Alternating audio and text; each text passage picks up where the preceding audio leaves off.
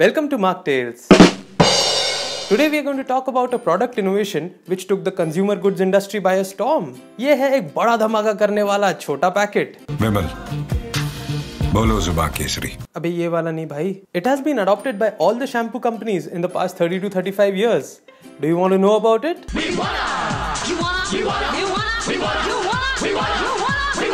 अबे जल्दी बोल, कल सुबह पनवेल निकलना है. हाँ ठीक है बोलता हूँ ना. Well, it is the shampoo sachet.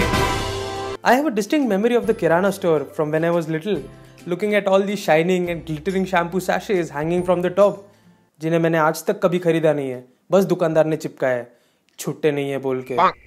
Basically कोई भी किराना स्टोर का लेआउट एकदम सेम होता है, जिसे देख के तुम्हें लगेगा यार ये तो SBI का काउंटर भी बन सकता है. वैसे भी ये आदमी SBI के एम्प्लॉय की तरह ही डिप्रेस लग रहा है. I guess lunch break की राह देख रहा होगा. But yes, in a Kirana store, the sachets have taken up the aerial space as well as the market space when it comes to shampoos. To give you a perspective about the impact of sachets for shampoos, for every 100 ml of shampoo sold in the market, 70 ml is sold through sachets. Damn! So who was this person who made the sachets for the first time? Which company benefited from it the most? What was the journey of this marketing innovation? Also, why was it a marketing innovation? जा पूछ क्या? Let us find out in today's video. Yeah.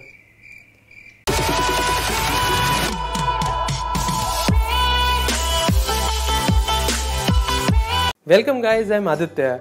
Here at Mark Tales we talk about interesting stories of our day-to-day brands.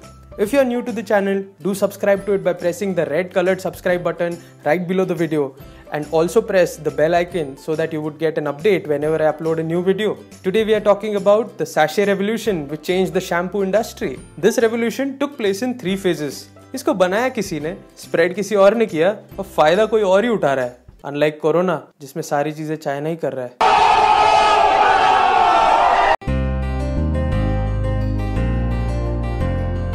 What the rich man can enjoy, the common man should be able to afford.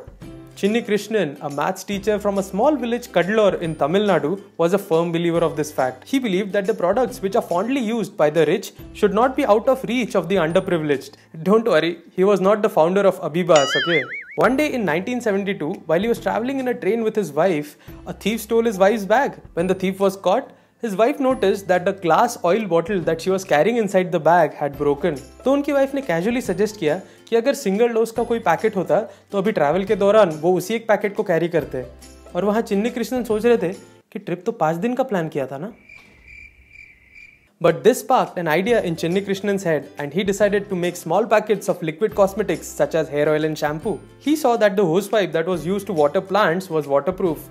So he cut small pieces of the pipe, sealed one end of it using a plastic molding machine at a friend's workshop, filled it with the contents and then sealed the other end.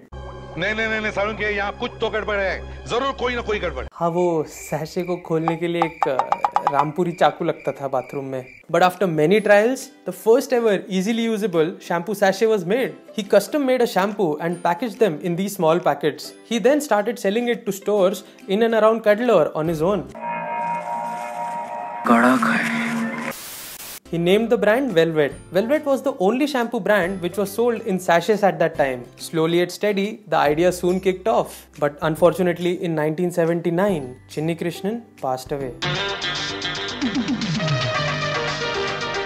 In 1983, C.K. Ranganathan, Chinni Krishnan's third son, decided to enter into business. But he had no plans of joining Velvet though. He had some ideas of his own, which is why he decided to branch off and start his new company, Chick Shampoo. The name of the company was nothing but an acronym of his father's name, Chinni Krishnan. Not a good idea I feel for naming a company though. ऐसे तो चिन्नी नटराजन नाम होता, तो क्या चिन shampoo नाम रखते? Oh wait. Ranganathan was aware about his father's dream. At the same time, he knew the power of the small sachets. ये वाला नहीं मेरे भाई. His father had limited the sales to areas near Kadalur. He believed that the sachets had way too much potential and that his father had not utilized it to the fullest. Well, what was this potential and why were sachets really the game changer for shampoos? जा पूछ क्या? पूछ लिया sir. बताता हूँ ना. In India, close to 70% of the population stays in rural areas. Around 30 years back, this number was around 80%. Such a huge population was untouched by the MNCs. ये क्या है ससुरा? शैम्पू है। क्या होता है इससे? बाल धोते हैं। अच्छा बाल बच्चे? नहीं सिर्फ बाल। तो बच्चों को कौन धोएगा? This was because shampoos were considered as lifestyle products. In the rural parts, per capita income is low, where people struggle to make their ends meet. Purchasing shampoo for self-hygiene would not even be in their consideration set. In the urban parts, families purchase the consumable supplies once in a month as they earn their salaries monthly. So the bigger shampoo packs make sense for them as they would last them for the entire month. But in the rural parts, many earn daily wages. काफी लोगों के पास में रोज के खाने पीने के लिए पैसे नहीं होते. ये लोग कॉस्मेटिक प्रोडक्ट्स कहाँ से खरीद लेंगे, वो भी महीने भर का stock. So a rural customer is habituated to visit the kirana store once in every 2 days. They purchase small ticket size of items like 100 grams of sugar or 50 milliliter of cooking oil. Ranganathan thought that the same consumer behavior can be utilized for shampoos. This principle is known as bulk breaking in marketing terminology. Let me explain it. Say it is summer season and you want to purchase mangoes. You think that a dozen mangoes would suffice for your entire family. But when you go to the shop, the shopkeeper says that the minimum that you need to purchase is at least 10 dozens of mangoes. Would you purchase it? जरूर, अगर आप plan कर रहे हो आम आदमी party करने का. तो करना. परेशान हो गए हम लोग 2.5 साल से. ये भी परेशान हो गए, हम भी परेशान हो गए, करो फिर. Basically, you would walk away disheartened. But now, think from the shopkeeper's perspective. He missed out on a sale because he wanted to sell in bulk. Now, if he does the same thing to another 9 customers, he would have lost a sale of 10 dozens effectively. Had he sold in smaller quantities, not only he would have cleared the stock, but also these customers would have become his repeat buyers. This is the importance of bulk breaking. So based on this logic, Ranganathan knew that if these products were made available to the customers in smaller packs, they will buy them. But it was also required to introduce shampoo to them and how to use it. उन्हें shampoo का touch and feel देना बहुत जरूरी था. So how did they do that? They were starting off in South India, and what is more famous here than Rajnikant movies? So they started advertising the small shampoo sachets in between the movies, and also they gave live demos of how to wash the hair and how hair had become soft after the hair wash. This gave the rural customers the confidence to go ahead and purchase the smaller packs. But Ranganathan had to ensure that they continue purchasing, and it was not a one-time thing. He wanted to make this a habit amongst them. So after a good brainstorm, they came up with an offer.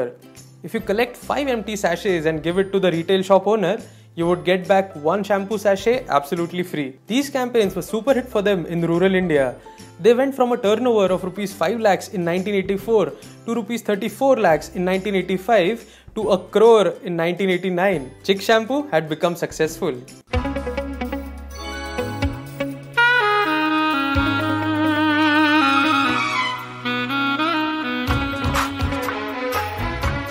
Riding on their success of sachets, Chick shampoo reached their peak in 2007 when they gained a 22% market share.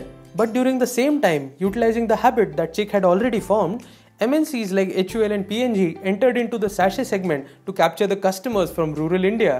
By 2011, HUL had a market share of around 45%, P&G had 24%, while that of Chick shampoo had dipped down to 12%. The contribution from the sachet segment is so huge that they hold a 70% market share in the shampoo market. Today, not only shampoos, but face creams, hair oils, coffee, all sorts of products are sold in sachets, proving that the revolution was a successful one. That concludes today's story. अगर ये video आपको पसंद आया तो like और comment जरूर कीजिएगा, और अपने दोस्तों के साथ में इस वीडियो को शेयर करना बिल्कुल मत भूलिए, और चैनल को सब्सक्राइब तो कर ही दिया होगा. क्या नहीं करा? तो करना.